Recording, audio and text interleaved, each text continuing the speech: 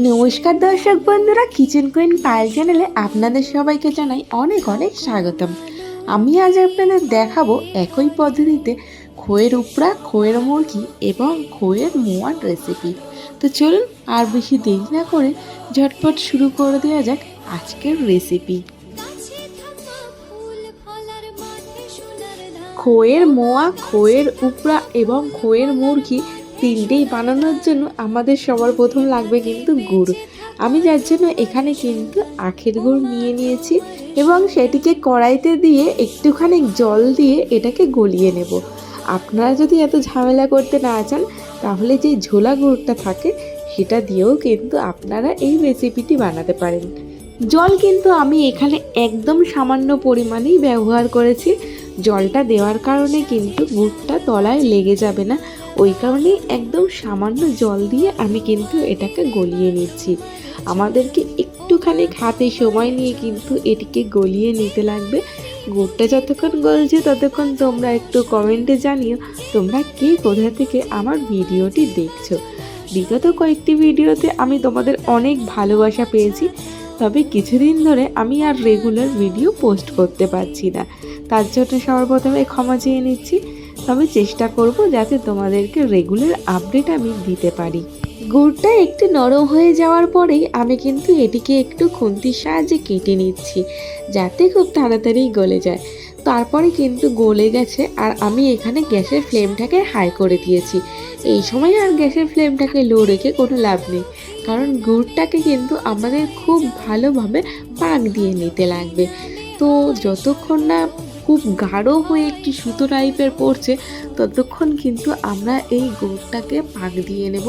তো দেখো, তোমরা দেখতেই পাচ্ছ হালকা একটু সুতো সুতো ভাব কিন্তু চলে এসেছে। তারপরেও কিন্তু আমি আরও এটাকে একটু জ্বালিয়ে নিচ্ছি যাতে খুব ভালোভাবে পাকটা হয়।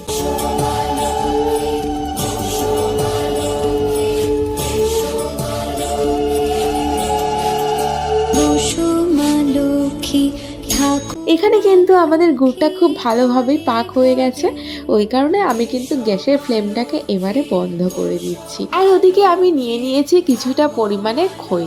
ওই তিনটে রেসিপি বানানোর জন্যই কিন্তু আমাদের মাত্র এই দুটো উপকরণই লাগবে, সেটি হচ্ছে গুড় আর খই। তো আমি এখানে খইগুলোকে কিন্তু খুব ভালোভাবে বেছে নিয়েছি এবং একটি বাটির মধ্যে কিছুটা খই আলাদা করে নিচ্ছি মুরগি বানানোর জন্য।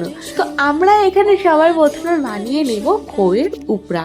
তো অনেকেই মনে করেন খইয়ের উপড়া এবং খইয়ের মুরগি বানানোর পদ্ধতি হয়তো এক, কিন্তু মোটেও কিন্তু তা না। খইয়ের উপড়া এবং খইয়ের মুরগি দুটো বানানোর পদ্ধতি কিন্তু আলাদা আলাদা। তো দেখুন, আমি কিন্তু গরম গরম গুড়গুলোকেই একটুখানি খুন্তির সাহায্যে অল্প অল্প করে এই খইয়ের ওপর দিয়ে ছিটিয়ে নিয়ে একটু ভালোভাবে এই খুন্তিটা দিয়ে মাখিয়ে নিচ্ছি। তারপরে আবার এই সেম পদ্ধতিতে আবার কিছুটা গুড় ওপর থেকে নিয়ে ছড়িয়ে দিয়ে আবার কিন্তু এই গুড়টাকে এই খইয়ের সাথে ভালোভাবে মিশিয়ে নেব। এই সেম পদ্ধতি কিন্তু আমি বেশ কয়েকবার রিপিট করব। তো খইয়ের উপড়া এবং খইয়ের মুরগির ক্ষেত্রে সব থেকে বেশি তফাৎ হচ্ছে খইয়ের উপড়াতে কিন্তু খইয়ের পরিমাণটা মানে খইয়ের সাদা অংশটা বেশি থাকে এবং গুড় মাখানো খইয়ের অংশটা কিন্তু একটু কম থাকে। আর খইয়ের মুরগির ক্ষেত্রে কিন্তু পুরোপুরি হচ্ছে গিয়ে গুড় মাখানো খই থাকে। তো আমাদের কিন্তু এখানে বলতে পারো মোটামুটি রেডি। এবার উপর থেকে লাস্টে আমি আবার কিছুটা কিন্তু গুড় ছড়িয়ে দিচ্ছি।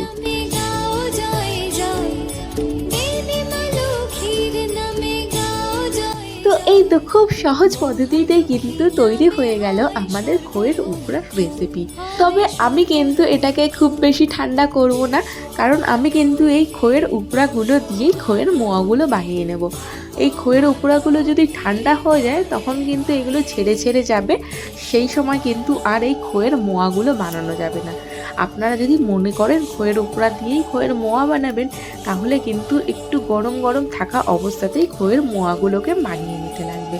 সেক্ষেত্রে কিন্তু খুব বেশি খাটনি নেই, শুধুমাত্র হাত দিয়ে হালকা প্রেস করলেই কিন্তু তৈরি হয়ে যাবে আমাদের খইয়ের মোয়া রেসিপি। লক্ষ্মী পুজোর আগে আগে আমরা অনেকেই চিন্তায় পড়ে যাই এই জিনিসগুলো কিভাবে বানাবো। তো তোমরা নিশ্চয়ই দেখে বুঝতেই পারলে এগুলো বানানো ঠিক কতটা পরিমাণে সহজ। আর হ্যাঁ, খইয়ের মোয়াগুলো কিন্তু তোমরা চাইলে খইয়ের মুরগি দিয়েও বানাতে পারো।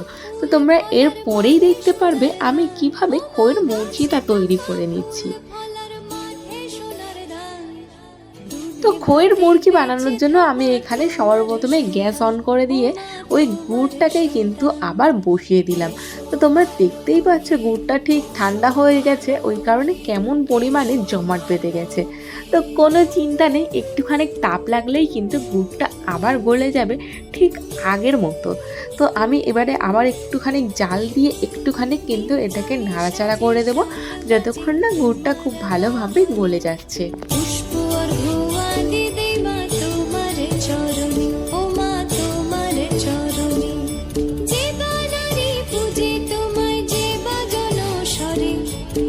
তো এখানে গুড়টা কিন্তু খুব ভালোভাবেই গলে গেছে।